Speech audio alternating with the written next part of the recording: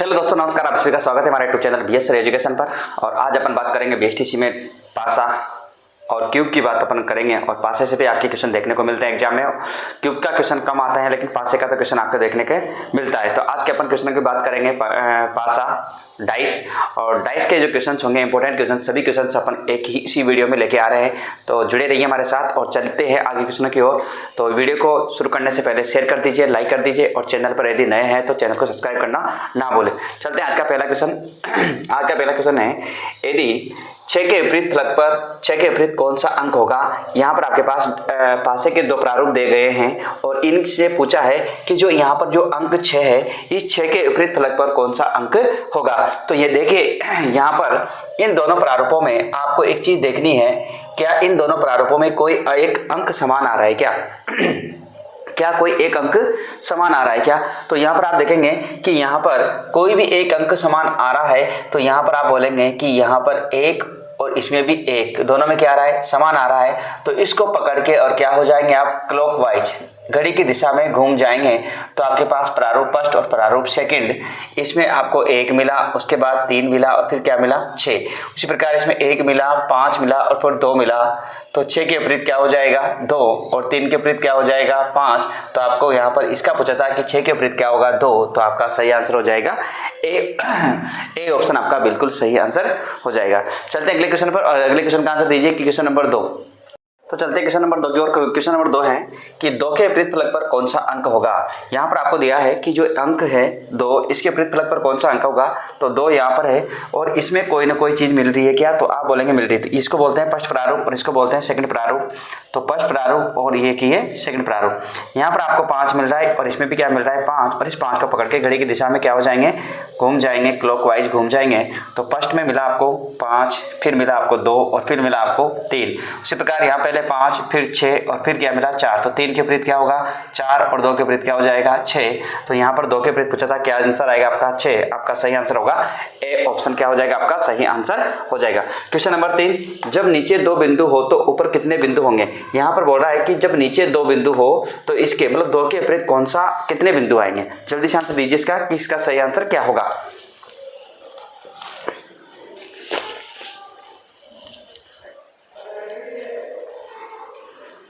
जल्दी से आपका आंसर आना चाहिए कि इसका सही आंसर क्या होगा।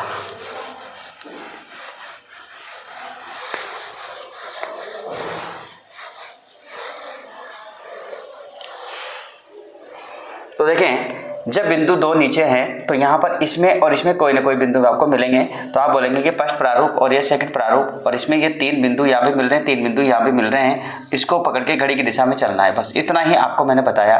फर्स्ट और ये सेकंड। तो पहले 3 बिंदु, फिर 6 बिंदु और फिर 1 बिंदु, यहाँ भी 3, फिर 5 बिंदु और फिर 2 बिंदु। तो यहाँ पर बिंदु 2 के विपरीत या 2 बिंदु के नीचे कौन आएगा? तो 1 बिंदु आएगा। तो आपका सही आंसर क्या हो जाएगा? सी आपका सही आंसर हो जाएगा।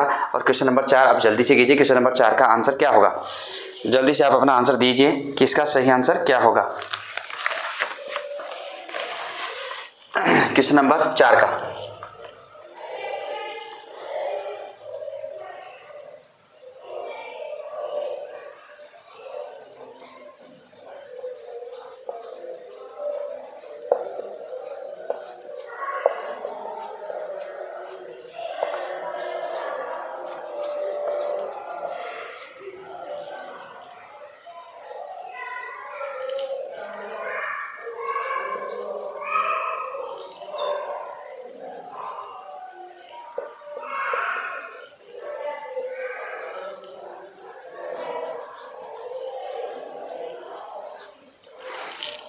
तो आंसर क्या आ जाएगा आपका? यहाँ पर कर लिया होगा आपने और कमेंट्स करके बताना है कि किसका सही आंसर क्या होगा। कमेंट्स करना जरूरी है आपके लिए, ताकि आपको पता लगता रहे। यदि नीचे 3 है तो ऊपर कौन सी संख्या होगी। अब इसमें कौन मिल रहा है वो आपको देखना है कि कौन मिल रहा है। तो 4 मिल रहा है। कौन मिल रहा है? 4 मिल रहा है। तो घड़ी की दिशा में घूमना है। तो फर्स्ट और सेकेंड, 4 2 1, 4 2 1, 4 3 5, 4 3 5। तो 1 के तो 5, 2 के 3। तो यहाँ पूछा है 3 का, तो 3 के होगा 2। तो आपका सही आंसर क्या हो जाएगा? सी। और अगला क्वेश्चन कीजिए आप, यदि शीर्ष में 4 हो तो तल में क्या होगा। जल्दी से अपना आंसर दीजिए कि इसका सही आंसर क्या होगा।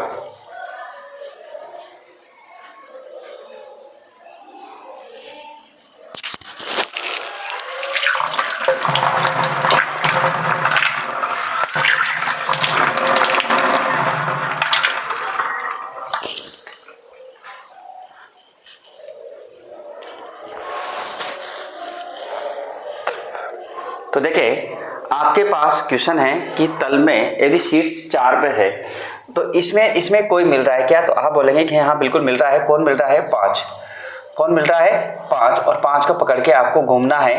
तो आप फर्स्ट प्रारूप और सेकंड प्रारूप 5 4 3 5 2 1, तो यहाँ पर 3 के विपरीत 2, यहाँ पर 1, 4 के विपरीत 2, तो इसने 4 का पूछा है तो 4 का क्या आ जाएगा? 2। तो आपका सही आंसर क्या हो जाएगा? 2 आपका सही आंसर हो जाएगा। चलते हैं क्वेश्चन नंबर 6 की ओर। और क्वेश्चन नंबर 6,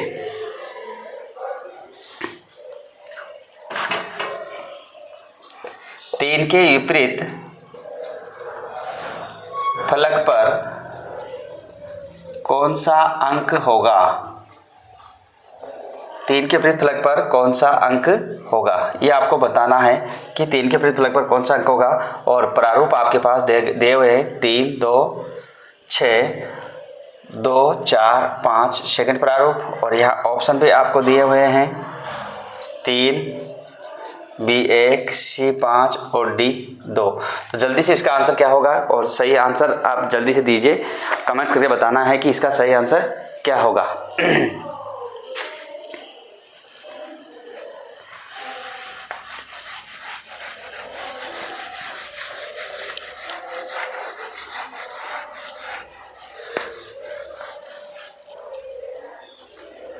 जल्दी से आंसर दीजिए, कमेंट करके बताइए क्वेश्चन नंबर 6 का।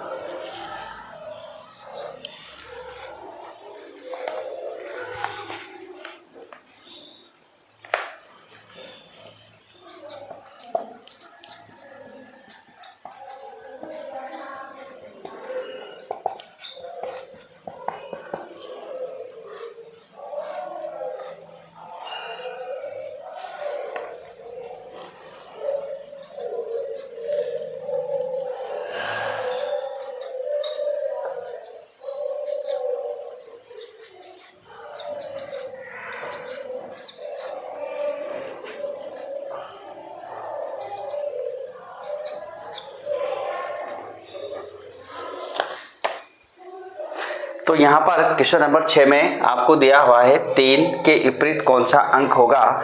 इसमें और इसमें कौन मिल रहा है? आपको 2 मिल रहा है। कौन मिल रहा है? और 2 को पकड़ के आपको घूम जाना है। तो फर्स्ट प्रारूप और सेकंड प्रारूप, तो 2 3 6 2 5 और 4, तो 6 के विपरीत 4, 3 के विपरीत 5, तो यहाँ 3 का पूछा है तो क्या आ जाएगा आपका सही आंसर? 5 आपका बिल्कुल सही आंसर होगा। चलते हैं क्वेश्चन नंबर 7 की ओर। और क्वेश्चन नंबर 7 का सही आंसर क्या होगा, जल्दी से आपका आंसर देंगे कि क्वेश्चन नंबर 7 का सही आंसर क्या होगा।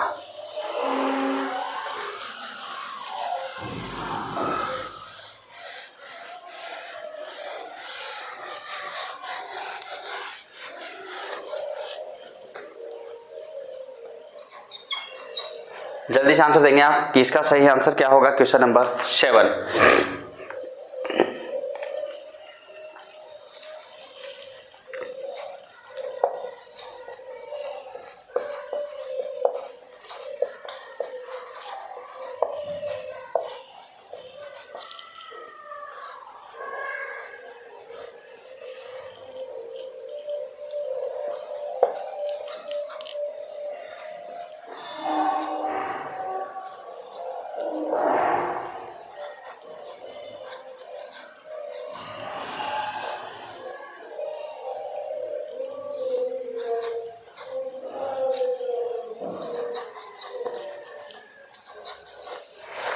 तो यहाँ पर 3 के विपरीत फलक पर कौन सा अंक होगा, इसको जानने के लिए आपको दोनों प्रारूपों में देखना है कि क्या कोई मिल रहा है क्या।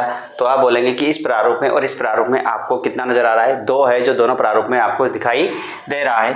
तो यहाँ पर इस 2 को और इस 2 को पकड़ के और आप घड़ी की दिशा में क्या हो जाएंगे? घूम जाएंगे। जब घड़ी की दिशा में घूमेंगे तो आपके फर्स्ट प्रारूप और ये सेकंड प्रारूप, फर्स्ट प्रारूप है आपका 2 1 5, 2 3 और 4, तो 5 के विपरीत 4, 1 के विपरीत 3, तो यहाँ 3 का पूछा है तो आपका सही आंसर क्या हो जाएगा यहाँ पर? 1, कि यहाँ पर 3 के विपरीत कौन सा अंक आएगा? 1 आपका सही आंसर होगा। ठीक है। उसी प्रकार क्वेश्चन नंबर 8, 4 के सामने कौन सा अंक होगा? दोनों प्रारूप आपके सामने है और जल्दी से इसका आंसर देंगे कि इसका सही आंसर क्या होगा।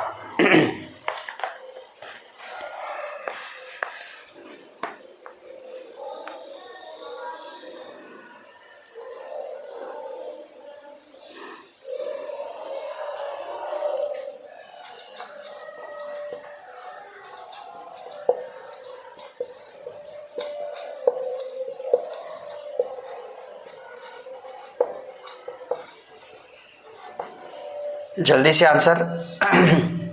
इतना टाइम तो लगना ही नहीं चाहिए अब, इतने क्वेश्चन अपन कर चुके हैं तो इतना टाइम लगता नहीं है फिर।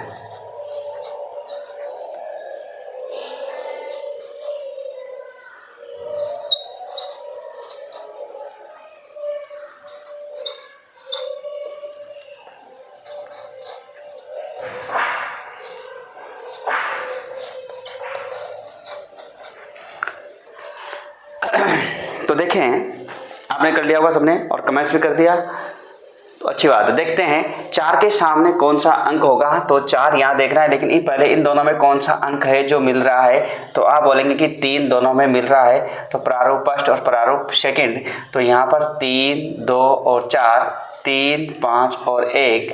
तो आपको पता लग गया कि 4 के विपरीत कौन होगा, 4 के विपरीत 1 होगा। तो आपका सही आंसर होगा ए ऑप्शन। अब अगला क्वेश्चन है क्वेश्चन नंबर 9। अंक 3 के विपरीत कौन सा अंक होगा। यहाँ पर आपको 1 से लेकर 6 तक की संख्याएं दी हुई है और पूछा है कि 3 के विपरीत फलक पर कौन सा अंक होगा। तो जल्दी से आप इसका आंसर देंगे।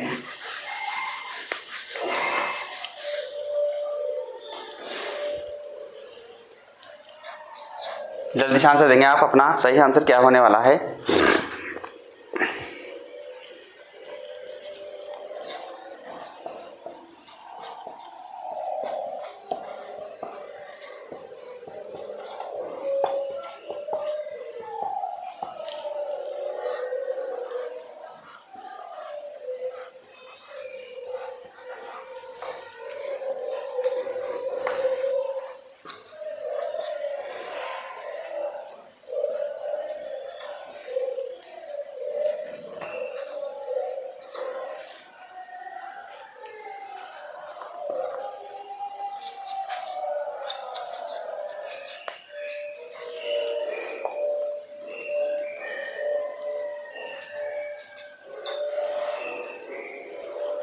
तो देखें, आपने कर लिया होगा सबने कि इसका सही आंसर क्या होगा। तो देखें 4 के सामने कौन सा अंक होगा, ये कर लिया अपन ने। और इसकी बात अपन करने वाले हैं क्वेश्चन नंबर 9।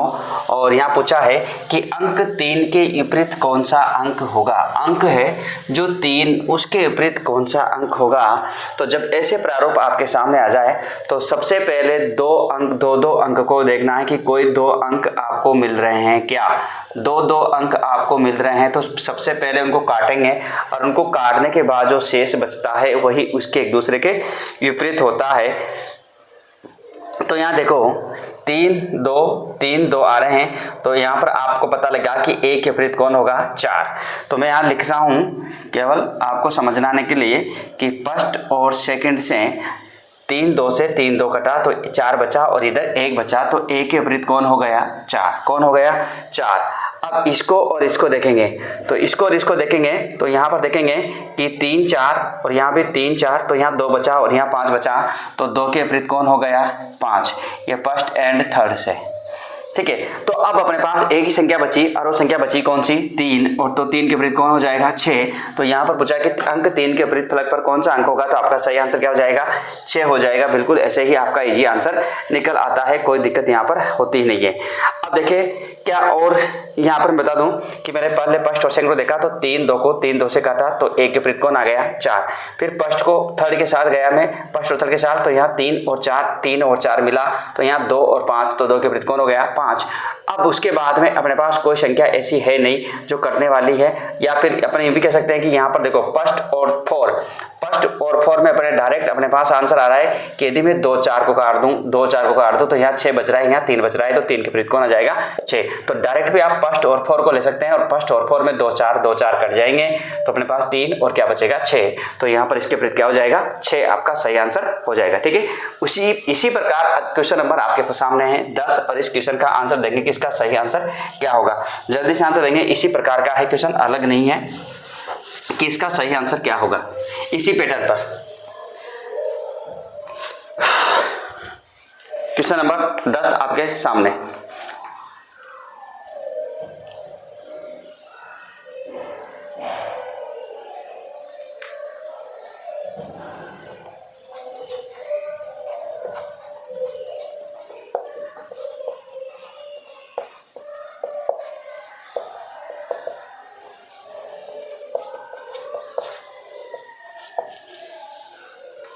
जल्दी से आंसर दीजिए।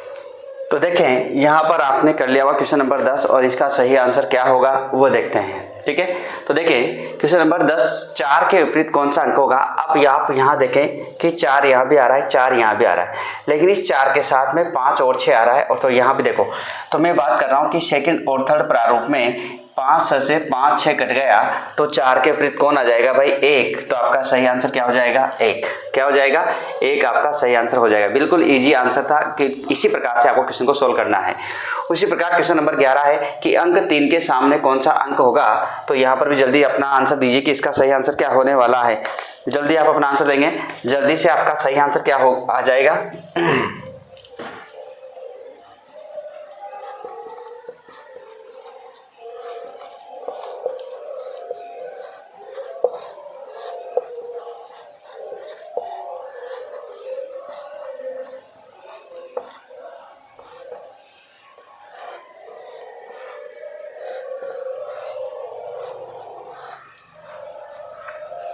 जल्दी से आंसर देंगे पहले उसका, उसके बाद इस पे आएंगे।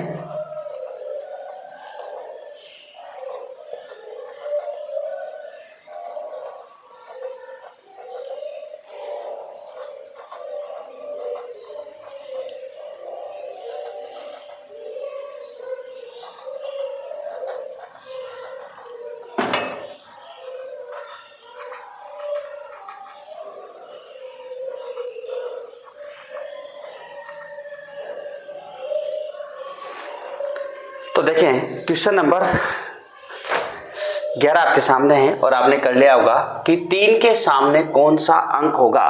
3 यहाँ आ रहा है, इसके अलावा कहीं पर भी 3 नहीं आ रहा, लेकिन इसका आंसर तो एकदम इजी हो गया भाई। 5 6 से 5 6 कट गया तो 3 के विपरीत कौन आ जाएगा 4 आपका बिल्कुल सही आंसर होगा। अब एक बिंदु के सामने कितने बिंदु होंगे वो आप बताना है कि एक बिंदु के सामने कितने बिंदु होंगे। जल्दी से आप अपना आंसर दें कि इसका सही आंसर क्या होगा। एक बिंदु के सामने कितने बिंदु होंगे, जल्दी से आंसर देंगे।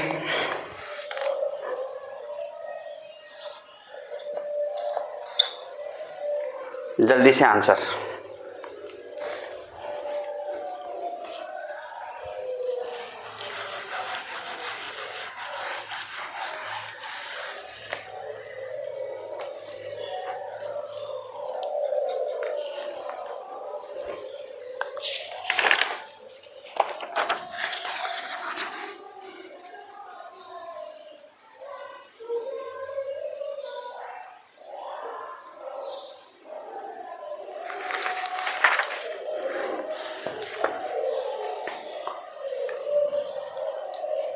तो देखें एक बिंदु के सामने कितने बिंदु होंगे। अब एक यहाँ भी आ रहा है और एक यहाँ भी आ रहा है, लेकिन इस एक के साथ में 3 और 2 आ रहे हैं, तो 3 और 2 यहाँ आ रहे हैं, तो 3 2 यहाँ आ रहे हैं, कट गया तो एक के विपरीत कितने बिंदु आएंगे 6। तो आपका आंसर क्या हो जाएगा डी। ठीक है, तो आपका आंसर क्या हो जाएगा डी। चलते हैं अगले क्वेश्चनों की ओर। और अगला क्वेश्चन नंबर 13 आपके सामने। क्वेश्चन नंबर 13,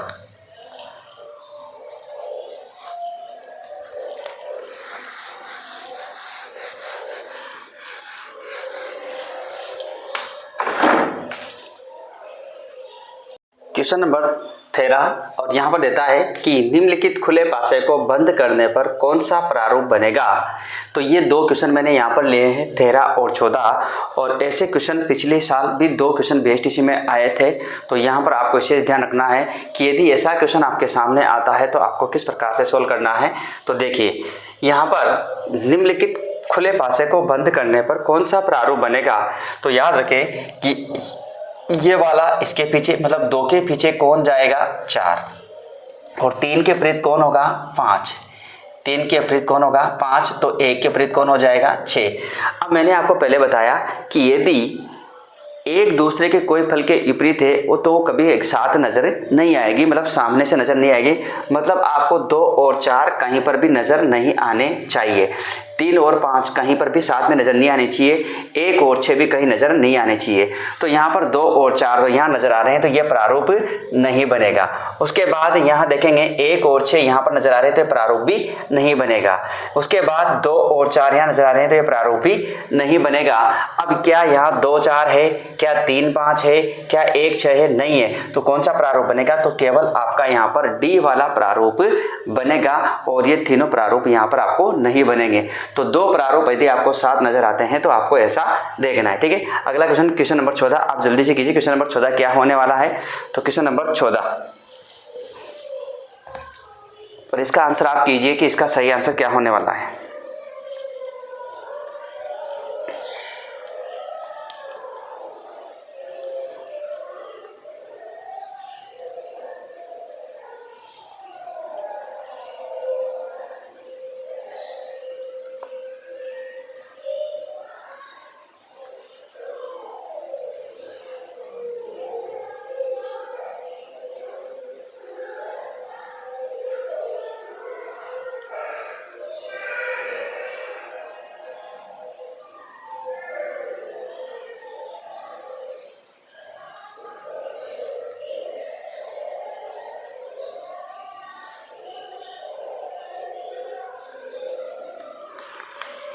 तो देखते हैं क्वेश्चन क्या कहता है। यहाँ पर देखो, यहाँ पर प्लस के विपरीत इंटू होगा और भाग के विपरीत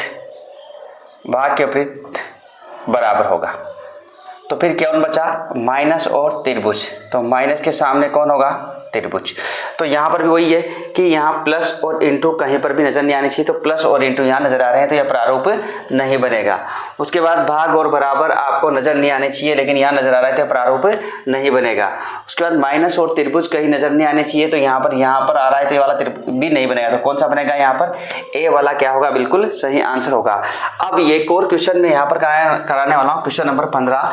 ये भी आपके इम्पोर्टेंट क्वेश्चन होता है और हर एग्जाम में यहाँ पर पीटीटी में और बड़े बड़े एग्जाम में पूछा जाता है, तो उसको भी ध्यान रखें। क्वेश्चन नंबर 15, प्रश्नवाचक चिन्ह के स्थान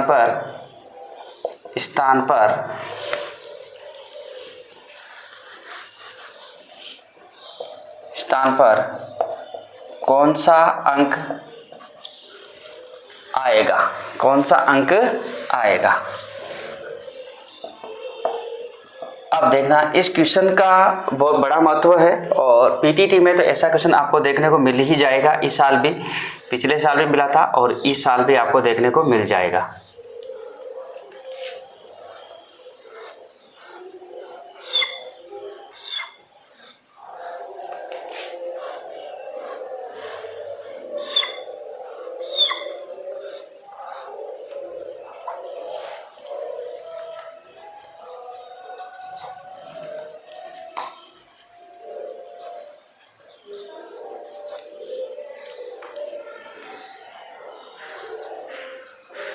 और यह दे दिया कि प्रश्नवाचक चिन्ह के स्थान पर कौन सा अंक होगा। और ऑप्शन भी आपके लिए मैं दे देता हूं यहाँ पर।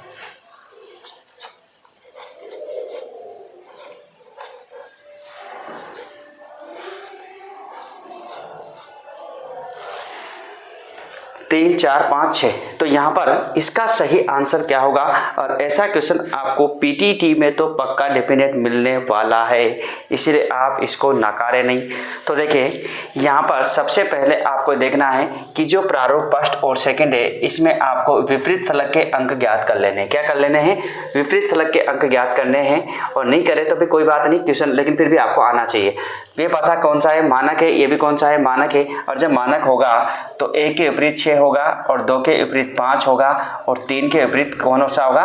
4 होगा। ये बात आपको कंफर्म हो गई कि दोनों पासे यदि मानक है तो वहां पर आपको पता है कि उसको 7 में से घटाते हैं, जिसका पूछता है उसको 7 में से माइनस कर देते हैं। ये बात अपने को अच्छी तरह से पता है। अब यहाँ पर देखना है कि यहाँ पर जो ये डायरेक्शन है, इस एक की डायरेक्शन, पहले ये एक यहाँ से यहाँ आया, ठीक है, और यहाँ भी देखो ये एक यहाँ से यहाँ गया और फिर 2 के बाद इधर 3 आया, तो ये कौन सी डायरेक्शन में चल रहे हैं? क्लॉकवाइज डायरेक्शन, घड़ी की दिशा में, मतलब घड़ी की दिशा में चल रहे हैं। और यहाँ पर भी देखो इसके बाद ये यहाँ पर आएगा एक, तो ये भी कौन सी डायरेक्शन में चल रहे हैं? क्लॉकवाइज। जब ये दोनों समान डायरेक्शन में होंगे तो यहाँ पर इसका यही अंक आपको यहाँ देखने को मिलेगा। तो इसका सही आंसर क्या होगा? 3। ध्यान रखना, क्वेश्चन एक और क्वेश्चन कराने वाला हूँ कि यदि ये दोनों आपके पास सेम डायरेक्शन, इनकी डायरेक्शन समान है, क्योंकि एक के बाद दो, दो के बाद इधर, यहाँ पे देखो एक के बाद दो, दो के बाद इधर, तो ये दोनों एक ही डायरेक्शन में चल रहे हैं, इसलिए यहाँ पर जो अंक है वही अंक कहाँ पे आएगा? यहाँ पर आएगा। लेकिन यदि ऐसा नहीं हो और यदि यहाँ पर इस प्रारूप में, देखो समझ लेना, केवल समझाने के लिए यहाँ पर एक और डायग्राम बना रहा हूँ, क्योंकि क्वेश्चन एक ही कराने वाला हूं, ज्यादा नहीं कराने वाला। यदि ये ऐसा होता तो इसकी डायरेक्शन देखेंगे कि इधर से इधर आ रहा है, फिर इधर से इधर, मतलब ये एंटी क्लॉकवाइज हो गई। क्या हो गई?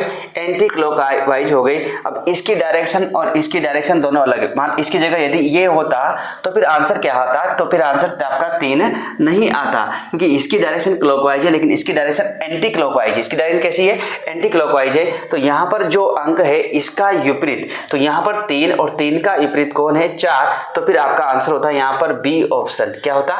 B option. तो इस क्वेश्चन में यही अंतर है कि आपको डायरेक्शन देखनी है, उसके अलावा कोई टेंशन नहीं। यदि दोनों की समान डायरेक्शन है तो आपका वही आंसर आएगा जो इधर दे रखा है। और यदि दोनों की डायरेक्शन अलग अलग है, कि यदि एक की क्लॉकवाइज और एक की एंटी क्लॉकवाइज है, तो फिर आपको यहाँ पर ध्यान रखना है कि जो वहां पर अंक है उसका विपरीत अंक यहाँ पर आपको लिखना होगा। यही आपको यहाँ पर विशेष ध्यान रखना है, इसके अलावा इसमें कुछ ज्यादा है नहीं। ठीक है, तो ये था अपना डाइस का पार्ट। अब चलते हैं इसी के अंदर एक और पार्ट अपन ले लेते हैं, जिसको बोलते हैं अपन घन। क्या बोलते हैं? घन। तो चलते हैं अगले क्वेश्चनों की ओर, और अगले क्वेश्चन यहाँ पर होंगे आपके घन के।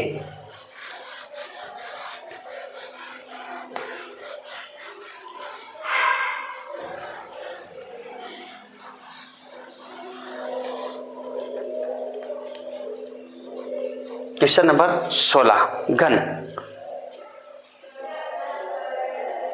तो घन का क्वेश्चन पे अपने लिया है, क्योंकि यहाँ से ज़्यादा क्वेश्चन पूछता नहीं है, बड़ी मुश्किल से पूछता है अपने यहाँ पे एसटीसी पीटीटी में, तो क्वेश्चन यहाँ से पूछता भी नहीं है बिल्कुल ही। तो देखो 4 सेमी भुजा वाले एक बड़े घन को 1 सेमी भुजा वाले छोटे घनों में विभाजित किया जाता है, तो प्राप्त छोटे घनों की संख्या ज्ञात कीजिए। तो यहाँ पर आपको क्या करना है? जो छोटे घन है उनकी संख्या आपको बतानी है कि छोटे घनों की संख्या क्या होगी। तो प्राप्त छोटे घनों की संख्या आपको बतानी है। तो इसके लिए आपको एक सूत्र याद रखना है, सिंपल सा फॉर्मूला है। यदि वो आपको आ जाता है तो कोई दिक्कत आपको फिर होती नहीं है। तो देखो छोटे घन ज्ञात करने के लिए आपको याद रखना है कि बड़ा n, छोटा n और इसकी घात कितनी लगानी है आपको? क्यों? तो ये कुल घनों की संख्या आ जाती है, कुल घन। तो यहाँ बड़ा घन की भुजा 4, छोटे घन की भुजा 1 और इसकी घात कितनी करनी है? 3। इसका भाग इसमें देंगे तो 4 और 4 की घात 3, तो यहाँ पर 4 गुणा 4 गुणा 4, 4 चौक 16, 16 चौक 64। तो आप कहेंगे कि टोटल घन कितने हो जाएंगे? 64 घन हो जाएंगे। तो ये आप कह सकते हैं इसका पहला आंसर ये हो जाएगा। ठीक है, एक और इसके विषय में क्वेश्चन पूछ सकता है, वो आपसे क्वेश्चन पूछ सकते हैं। ठीक है, तो क्वेश्चन पूछ ले तो आपको ध्यान रखना है शीर्ष घन, मतलब कोने वाले घन, ये यहाँ पर आपसे पूछ सकता है, वो शीर्ष घन पूछ सकता है कि शीर्ष घन कितने होंगे। तो शीर्ष घन निकालने के लिए आपको सीधा याद रखना है शीर्ष घन। शीर्ष घन या यूँ कह सकता है तीन तरफ से रंगे घन, तीन तरफ से रंगे घनों की संख्या, तो हमेशा कितनी होगी? पिक से हमेशा कितनी हो जाएगी? ये 8 घन हो जाएगी। पिक से कि शीर्ष घन या तीन तरफ से रंगे घनों की संख्या कितनी हो जाएगी? 8 हो जाएगी। ठीक है, एक और क्वेश्चन यहाँ से आपसे पूछ सकता है वो, और वो पूछ सकता है आपका मध्य घनों की संख्या। मध्य घनों की संख्या का मतलब होता है कि ठीक मध्य में स्थित होते हैं, मतलब यहाँ पर कोई आपको कलर आपको नहीं मिलता है। तो इसके लिए आप याद रख सकते हैं कि 4n-2, क्या रख सकते हैं? 4n-2 तो क्या बड़ा है। ठीक है, तो यहाँ 12 कोष्टक 4-2, तो 12 × 2 तो 24 घन। कितने घन? 24 घन हो जाएंगे, जिन पर कोई रंग यहाँ पर नहीं होगा। इसके अलावा एक और क्वेश्चन यहाँ से आपको पूछ सकता है, क्वेश्चन नंबर 4। जो क्वेश्चन पूछ सकता है वो मैं बात कर रहा हूँ, क्योंकि ज़्यादा क्वेश्चन इसके कराऊंगा नहीं मैं।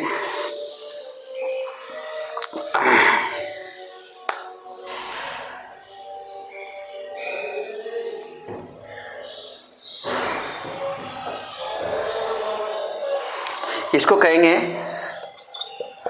दो तरफ से रंगा हुआ, मतलब जिनके दो तरफ रंगी हुई होती है, ठीक है। और अगला है जो मैं बताने जा रहा हूं, केंद्रीय घन। कौन सा है? केंद्रीय घन। केंद्रीय घन, और केंद्रीय घन को अपन कहते हैं एक सतह रंगीन हो। एक सतह रंगीन हो, मतलब एक तरफ से रंगे हुए हों, तो इसको कहते हैं अपन एक सतह रंगीन हो। और इसका होता है 6n-2 का होल स्क्वायर, तो 6 और 4-2 का होल स्क्वायर, तो ये हो जाएगा 6 गुणा 2 का स्क्वायर, तो 6 गुणा 4, 6 चौक 24 घन। कितने घन हो जाएंगे? 24 घन हो जाएंगे एक सतह से रंगे हुए घन। और एक यहाँ से पूछ सकता है आपसे अंत केंद्रीय घन, जिसको कहते हैं रंगहीन। एक और पूछ सकता है आपसे